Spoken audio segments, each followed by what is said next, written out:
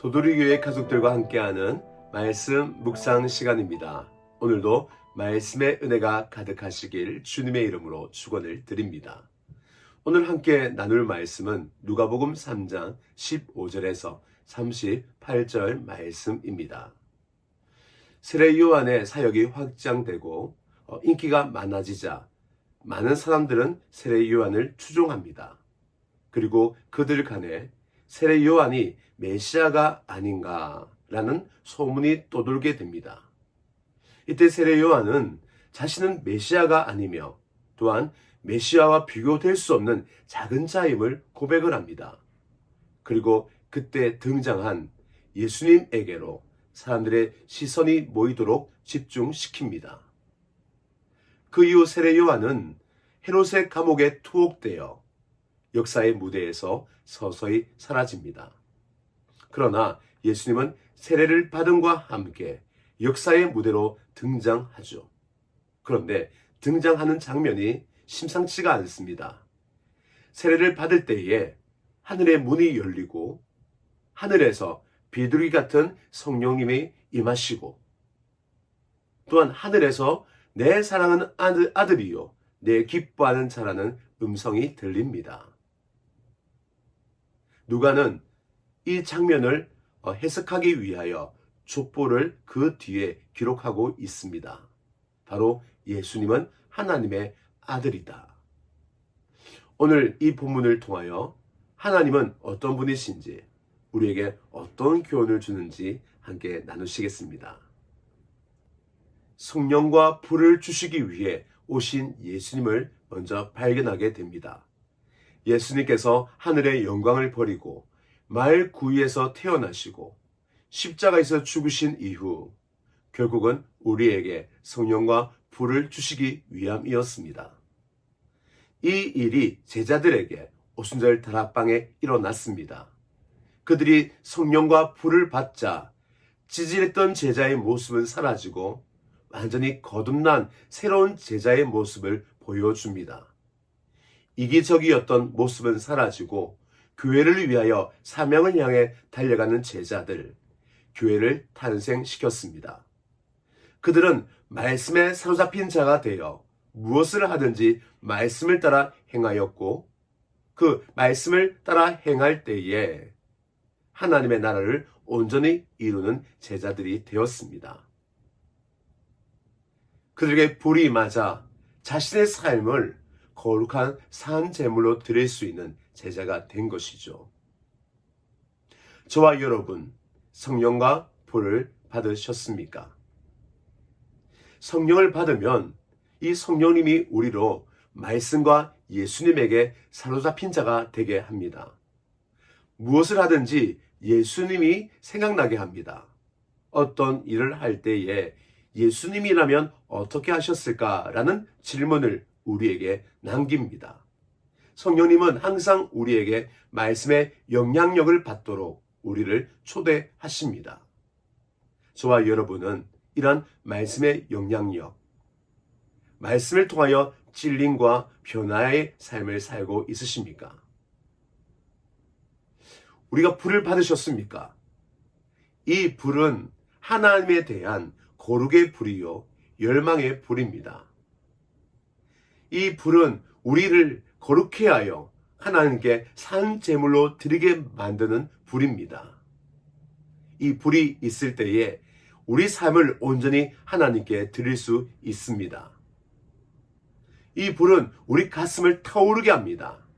하나님을 향하여 우리 열망을 드리게 하고 하나님이라면 우리 전부를 드릴 수 있는 뜨거움을 우리에게 허락합니다. 그리하여 세상과 사단과 죄를 담대하게 이길 수 있는 그 힘, 바로 이 불에서 나타나는 것입니다.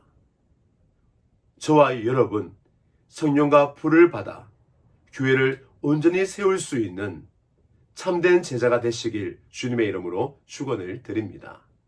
그렇다면 우리가 성령과 불을 받기 위하여 이 시간 하던 일을 내려두고 주님 앞에 간구하시지 않겠습니까?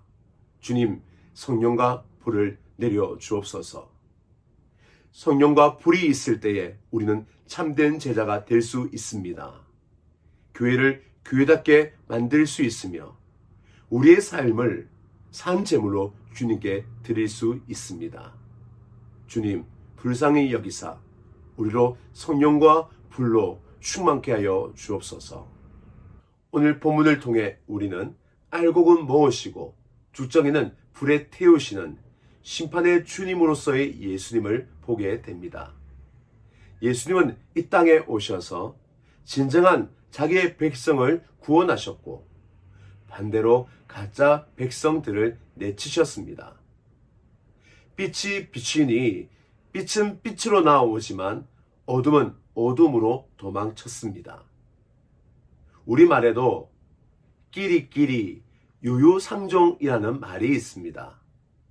하나님을 사랑하고 사모하는 사람들은 예수님께 나아오지만 세상을 사랑하고 사모하는 자들은 예수님에게서 도망치게 되어 있습니다. 예수님을 받아들이는 것, 기호의 문제, 성량의 문제, 선택의 문제가 아닙니다. 이것은 바로 심판입니다. 예수님을 통하여 예수님께 나아가는가, 예수님께 도망치는가, 이것은 구원의 문제요, 천국의 문제요, 생명의 문제입니다.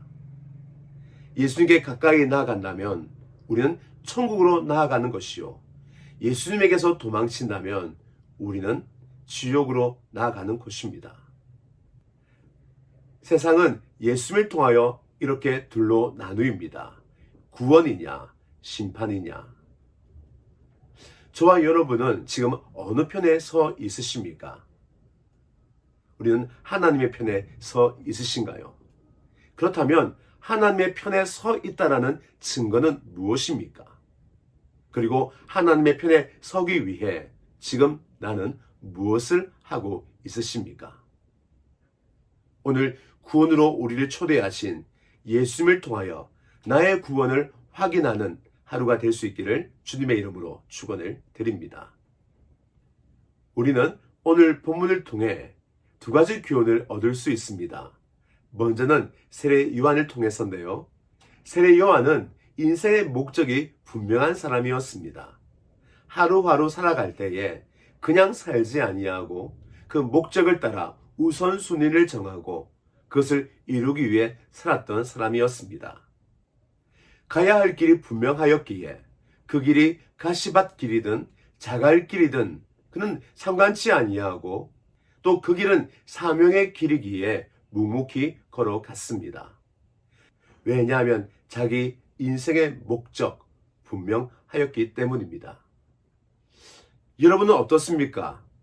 내가 오늘도 살아가는 그 인생의 목적 분명하십니까? 오늘 나는 무엇을 위해 살고 있고 또 그것을 이루기 위해 어떤 우선순위를 정하여 살고 있으십니까?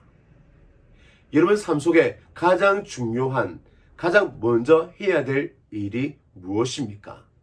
그리고 그 일은 여러분의 영혼과 어떤 관계가 있으십니까? 우리의 본업, 천국을 향한 하나님의 일 잊지 마시고 부업에 쫓기어 하나님의 일을 등한시하거나 제밥에 관심이 있어 마땅히 가야 할 그 길을 놓치지 않으시길 주님의 이름으로 축원을 드립니다. 두 번째 얻을 수 있는 교훈은 이 기도에 대한 교훈입니다. 예수님께서 세례를 받으실 때 기도를 하셨습니다. 근데 기도할 때 어떤 일이 벌어졌느냐? 하늘이 열리고 비둘기 같은 형체로 성령님이 임하시고 하나님의 음성이 들렸습니다. 우리가 기도할 때 하늘 문이 열리어 하나님의 뜻이 이 땅에 이루어지는 일이 일어날 것입니다.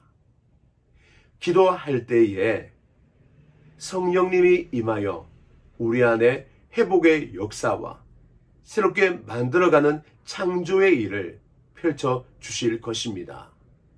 우리가 기도할 때에 지금까지 듣지 못했던 하나님의 따스한 음성, 위로하시며 힘을 주시며 평안을 주시는 그 능력의 말씀을 경험하게 될 것입니다. 더 이상 이 축복을 미루어서는 안 됩니다. 이제 지금 바로 이 축복이 우리의 현실이 되도록 만들어 가야 합니다. 오늘 이 축복을 이루기 위하여 한번 시간을 정하시지 않겠습니까? 오늘 언제쯤 시간이 나시는가요? 아니, 시간을 내실 수 있습니까? 오늘 시간을 정하여 기도함으로 하늘이 열리고 성령이 임하고 하나님의 음성을 듣는 축복을 다 누릴 수 있기를 주님의 이름으로 축원을 드립니다. 무엇보다 성령님의 역사로 말씀이 나의 말씀, 내게 적용된 말씀으로 역사하여 하나님을 체험하시고 경험하시는 축복된 하루가 되시길 주님의 이름으로 축원을 드립니다.